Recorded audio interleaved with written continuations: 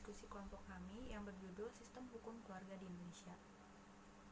Adapun yang akan saya sampaikan ada pengertian hukum keluarga. Hukum secara definitif yaitu ketentuan Allah yang berhubungan dengan perbuatan seorang mukallaf.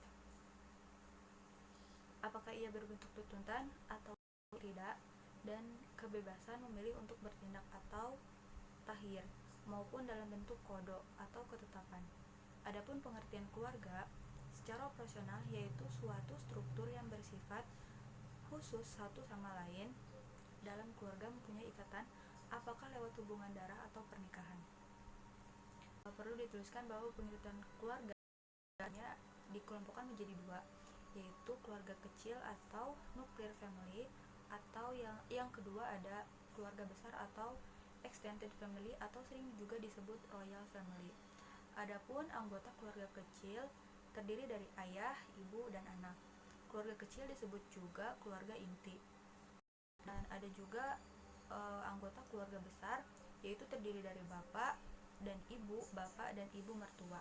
Dari pengertian kata per kata di atas, maka secara ringkas dapat disimpulkan bahwa hukum keluarga adalah ketentuan Allah yang bersumber dari Al-Quran dan As-Sunnah tentang ikatan keluarga, baik yang terjadi karena hubungan darah maupun karena hubungan pernikahan. Adapun menurut Badri Khairuman, hukum keluarga adalah hukum yang berhubungan dengan masalah keluarga. Bagaimana keluarga itu harus dibentuk, apa dan hak kewajiban suami dan istri, dan bagaimana harus ditunaikan.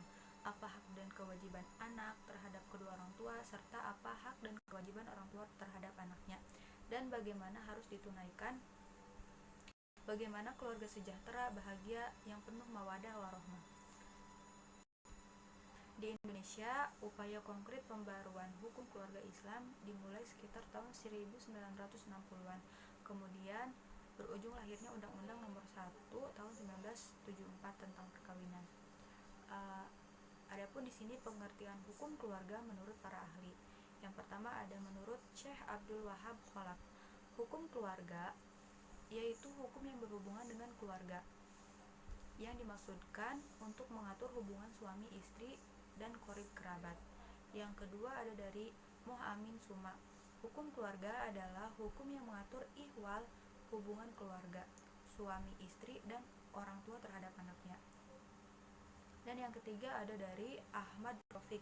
Hukum keluarga yaitu hukum yang berkaitan dengan urusan-urusan keluarga dan pembentukannya yang bertujuan mengatur hubungan suami istri dan keluarga satu dengan yang lainnya. Dapat disimpulkan bahwa hukum keluarga mengatur tentang yang pertama pembentukan suatu keluarga melalui sebuah akad atau pernikahan yang bertujuan untuk membentuk suatu keluarga yang bahagia lahir batin. Yang kedua, hak dan kewajiban antara suami terhadap istrinya dan sebaliknya istri terhadap suaminya. Dan yang ketiga ada hak dan kewajiban antara orang tua terhadap anaknya dan anak terhadap orang tuanya. Dan adapun yang poin 4, putusnya hubungan perkawinan. Yang kelima, nasab atau keturunan. Dan yang keenam ada kewarisan. Adapun ruang lingkup hukum keluarga, menurut Mustafa Ahmad Zarqa meliputi 3 macam, yaitu perkawinan, munakahat, dan hal-hal yang berkaitan dengannya, perwalian dan wasiat. Yang ketiga ada kewarisan. Ruang lingkup perkawinan meliputi peminangan, rukun dan syarat perkawinan, mahar, larangan perkawinan, perjanjian perkawinan, poligami, pencegahan perkawinan, batalnya perkawinan, hak dan kewajiban suami istri, perwalian, putusnya hubungan perkawinan, akibat putusnya hubungan perkawinan, rujuk, dan masa berkabung. Ada juga ruang lingkup kewarisan meliputi ahli waris, besarnya bagian ahli waris, aul dan rod, dan wasiat. Yang terakhir ada hibah dan lain-lain. Sekian yang dapat saya sampaikan. Mohon maaf apabila ada kekurangan. Wassalamualaikum warahmatullahi wabarakatuh. Selanjutnya akan dilanjutkan oleh teman saya. Assalamualaikum warahmatullahi wabarakatuh. Saya Zanum Bakotranda akan menjelaskan tentang sumber hukum keluarga. Sumber hukum keluarga Islam adalah Al-Quran dan hadis. Kedua sumber tersebut kemudian digali yang hasilnya dapat berupa fikih, fatwa, dan bahkan perundang-undangan atau qanun. Tidak diragukan lagi bahwa banyak fikih yang ditulis para ulama terkait dengan hukum keluarga Islam. Fikih yang berkaitan dengan perkawinan dengan segala akibat dan hukum banyak terkodifikasi dalam fikih munahakat. Dalam pembaruan hukum Islam, Indonesia cenderung menempuh jalan kompromi antara syariah dan hukum sekuler. Hukum keluarga di Indonesia dalam upaya perumusannya selain mengucap kitab-kitab fikih klasik, fikih modern, himpunan fatwa, keputusan pengadilan atau jurisprudensi juga ditempuh dengan mewawancarai seluruh ulama Indonesia. Berikutnya adalah hak dan kewajiban hukum dalam hukum keluarga. Sebagai suatu hubungan hukum, perkawinan menimbulkan hak dan kewajiban suami istri. Yang dimaksudkan hak itu ialah sesuatu yang merupakan milik atau dapat dimiliki oleh suami istri yang timbul karena perkawinannya. Sedangkan kewajiban itu ialah sesuatu yang harus dilakukan atau diadakan oleh suami istri untuk memenuhi hak dan dari pihak yang lain. Hak dan kewajiban dalam hukum keluarga dapat dibedakan menjadi 3 macam, yaitu yang pertama hak dan kewajiban antara suami istri, yang kedua adalah hak dan kewajiban antara orang tua dengan anaknya, yang ketiga hak dan kewajiban antara anak dengan orang tuanya, yang mana kalau orang tuanya telah mengalami penuaan. Hak dan kewajiban suami dan istri adalah hak dan kewajiban yang timbul karena adanya perkawinan mereka.